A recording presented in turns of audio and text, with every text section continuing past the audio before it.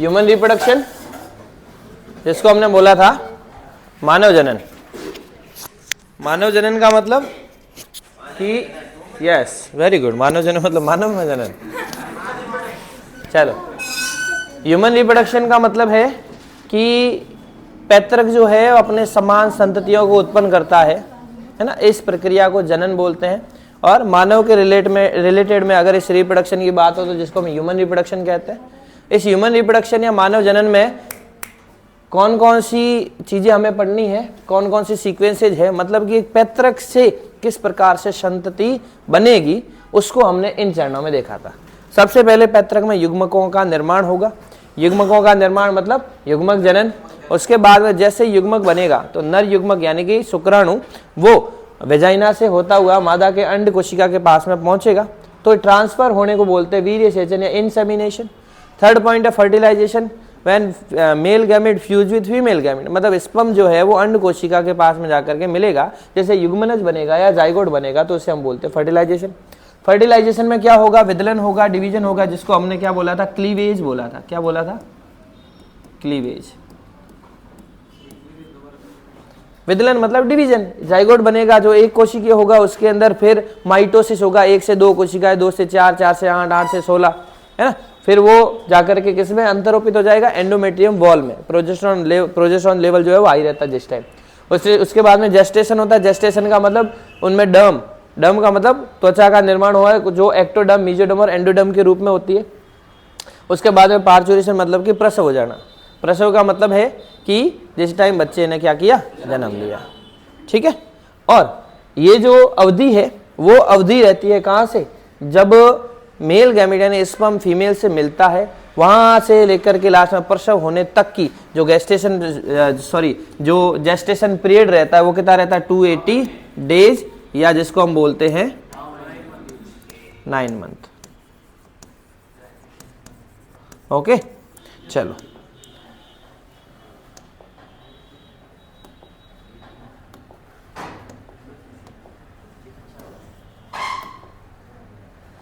आज आगे की प्रक्रिया पढ़ते हैं कि इंट्रोडक्शन के रूप में फर्स्ट हम बात करेंगे कि ह्यूमन रिप्रोडक्शन को हम परिभाषित कैसे करते हैं। ह्यूमन रिप्रोडक्शन का मतलब है कि मानव द्वारा अपने समान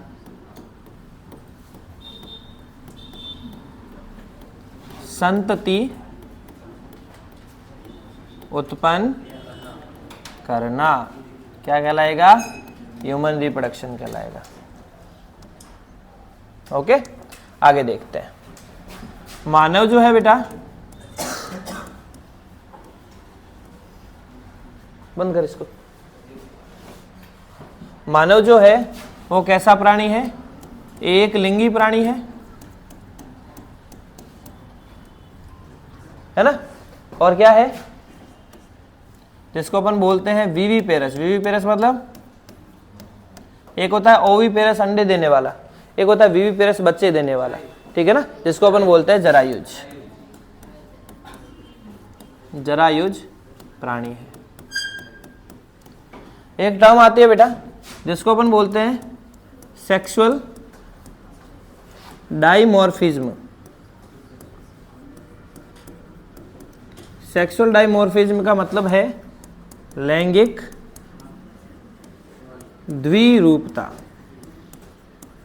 डाइमॉर्फिज्म, लैंगिक द्विरूपता का क्या मतलब है, लैंगिक द्विरूपता का मतलब है बेटा कि कोई भी एक जीव जब 2 रूपों में पाया जाता है, 2 फॉर्म्स में पाया जाता है, क्या बोले, एक जीव या हम बोले कि एक जाति। एक जाति किसमें हो, जब 2 रूपों में, या हम उसे बोलेंगे कि कितनी फॉर्म्स में हो, 2 फॉर्म्स में हो, तो उसे बोलते हैं हम क्या, लैंगिक द्विरूपता।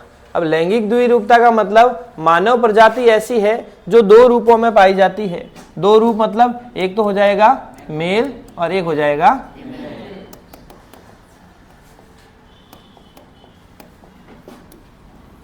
एक हो जाएगा मेल और दूसरा हो जाएगा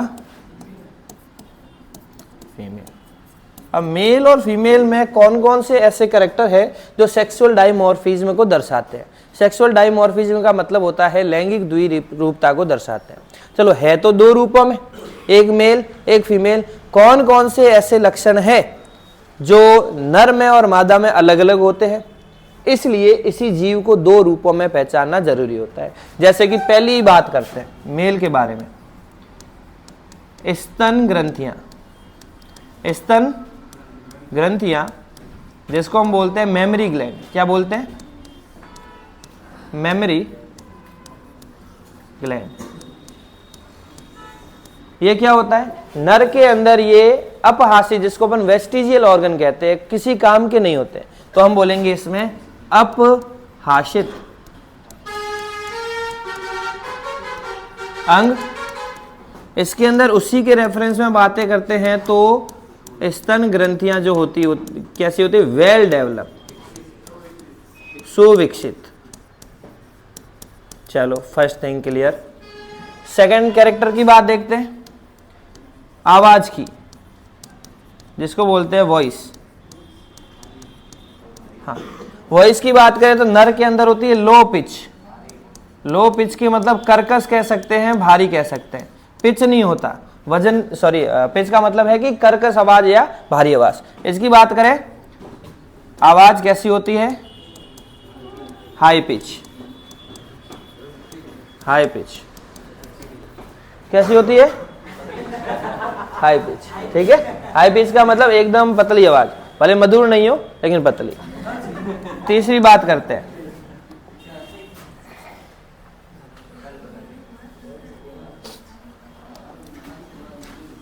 हेयर्स की या बालों की। नर के अंदर अधिक बाल किस पर? तो हम इसको एक सेकंड बिठाएं।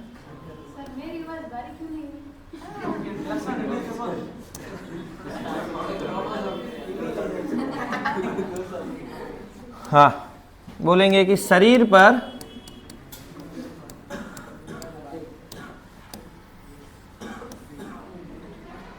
अधिक बार। और इसकी बात करेंगे तो तीसरी, शरीर पर कम बाल। किसको? चलो, चौथी बात करते हैं,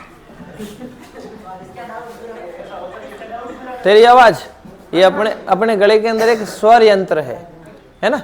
स्वर यंत्र का मतलब है कि वो कितनी एयर को एब्जॉर्व कर पाता है या किस प्रकार से वो एयर को ट्रांसफॉर्म कर पाता। हो जाएगी अभी तो। हाँ, हाँ? अधिकतर, क्योंकि चौथा कैरेक्टर है, इनकी जो स्किन है, स्किन का मतलब तो अच्छा कैसी होती है? कोमल। हाँ, है बेटा। अपवाद भी होते हैं, हार्ड एंड ड्राई। हार्ड का मतलब होता है कठोर और ड्राई मतलब सूखी, रूखी सूखी रहती है, इसलिए बाल जो है वो ज्यादा रहते हैं। और इसकी बात करेंगे, स्किन जो है वो कैसी रहती है? कोमल, यानी कि एकदम सॉफ्ट। ठीक है, और कैसी होगी? ड्राई ना होकर के कैसी रहेगी? इसको क्या बोलेंगे? एक तो होता है सूखा, है ना, मॉइस्चर टाइप में कहेंगे तो सॉफ्ट कह सकते हो। चलो, एक ही टर्म को याद रखो। ठीक है, स्किन जो है सॉफ्ट रहेगी, इसलिए उनके ऊपर ज्यादातर जो हेयर्स है वो नहीं रहते। ठीक है, कुछ अपवाद भी होते हैं, उसकी बात अपन बाद में करेंगे। चलो, हाँ, ये चीजें समझ में आई। ह्यूमन रिप्रोडक्शन, मानव द्वारा अपने समान संतति उत्पन्न करना। मानव जो है एक लिंगी है, विविपेरस है, जरायुज है। सेक्सुअल डाइमॉर्फिज्म मतलब लैंगिक द्विरूपता, यानी एक जीव या एक जाति जो है जब दो रूपों में पाई जाए तो उसको बोलते हैं सेक्सुअल डाइमॉर्फिज्म। मेल और फीमेल के रूप में पाई जाती है। और मेल और फीमेल में जो सेक्सुअल डाइमॉर्फिज्म यानी कि द्विरूपता किस प्रकार से होती है, मेल में कौन से कैरेक्टर है और फीमेल में कौन से कैरेक्टर है, उन कैरेक्टर्स की बात की। फीमेल में एक कैरेक्टर की और बात करूंगा, जो पेल्विक पोर्शन रहता है, पेल्विक पोर्शन का मतलब होता है श्रोणी मेखला, कह सकते हैं श्रोणी मेखला। हिप्स वाला जो पोर्शन है वहां पर वसा का जमाव, वसा का जमाव। कोई दिक्कत? तो ये हाँ, अब रीजन तो पर्टिकुलर क्या कहें, कुछ जो सेकेंडरी कैरेक्टर्स रहते हैं, एक तो अपन बात करें प्राइमरी ऑर्गन और सेकेंडरी ऑर्गन। एक होता है प्राइमरी कैरेक्टर सेक्सुअल कैरेक्टर और secondary sexual character. Hormonal imbalance के कारण है, किन्हीं में हार्मोन ज़्यादा हो जाते हैं, किन्हीं में हार्मोन कम रहते हैं। जैसे कि बात करते हैं कि वो बाल ज़्यादा क्यों हो जाते हैं, कि मेलानिन करके पिगमेंट है ना, उसके कारण भी होते हैं। अब कुछ हाँ, श्रोणी मेखला अभी मैंने बोला ना, मेखला मतलब ये वाला पोर्शन, हिप्स वाला पोर्शन जो फीमेल में है, मेल की कंपैरिजन में यहाँ पर इनमें वसा का जमाव ज्यादा हो जाता है। ओके, चलो आगे चलें। इसमें कोई दिक्कत?